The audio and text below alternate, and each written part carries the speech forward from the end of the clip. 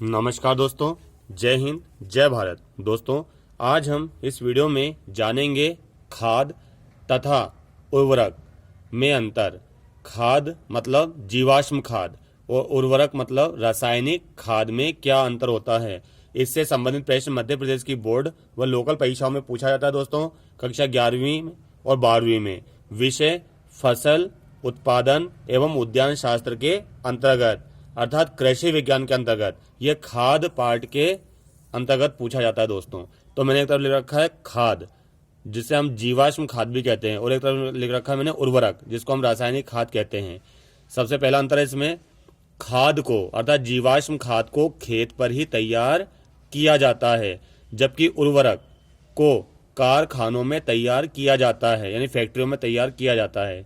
दूसरा है इसमें किसमें, खाद में, यानी कि जीवाश्म खाद में प्राय पौधों की वृद्धि के लिए सभी आवश्यक तत्व उपस्थित होते हैं। दोस्तों, जबकि उर्वरक में क्या होता है, सामान्यतः उर्वरकों में एक या दो ही तत्व मिलते हैं, यानी पौधे इसे पाकर खुशी से झूम उठते हैं, जबकि उर्वरक क्या कर देते हैं, यानी कि एक दो तत्व ही मिल पाते हैं, यानी कि थोड़े उदास हो जाते हैं पौधे हमारे।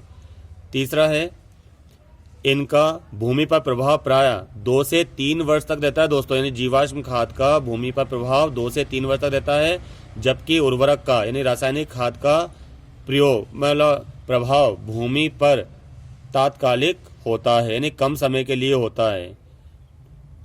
फिर है अगला, इसके प्रयोग से खेत की भौतिक एवं रासायनिक दशा में सुधार होता है तथा लाभदायक जीवाणुओं की संख्या में वृद्धि होती है, यानी कि जीवाश्म खाद से जीवाणुओं की संख्या ज़्यादा बढ़ती है, जो पौधों में वृद्धि करने में सहायक होती है, जबकि इनके अधिक उपयोग से भूमि बंजर होती जाती है, यानी उसकी भौतिक दशा बिगड़ती है तथा लाभदायक जीवाणुओं की वृद्धि पर भी प्रतिकूल प्रभाव पड़ता है। प्रतिकूल मतलब उल्टा प्रभाव पड़ता है। कई सारे जीवाणुओं को तो ये मार देती है रासायनिक खादें।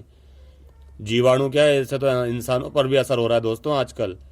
अगला है, ये भूमि की जल धारण क्षमता को बढ़ाते हैं, मतलब नमी को बढ़ाए रखते हैं, जबकि इनके प्रयोग से जल धारण क्षमता पर कोई प्रभाव नहीं पड़ता है। ऐसा कोई प्रभाव नहीं देखा जाता कि जमीन की नमी बढ़ जाती है, भूमि की नमी बढ़ जाए, ऐसा कोई प्रभाव नहीं देखा जाता। इसके अंतर्गत वर्मी कंपोस्ट, गोबर की खाद, वर्मी कंपोस्ट मतलब केंचुए की खाद, ठीक है ना, जो मुर्गे मुर्गी की बीट होती है उसकी खाद, सड़े गले पत्तों की खाद, ठीक है ना, ये आती है इसके अंदर। और इसमें डीएपी, यूरिया, कीटनाशक छिड़काव की दवाइयाँ, ये सब इसके अंतर्गत आती हैं। उम्मीद है दोस्तों आज का वीडियो को पसंद आया होगा, समझ आया होगा। मेरे चैनल को लाइक करें।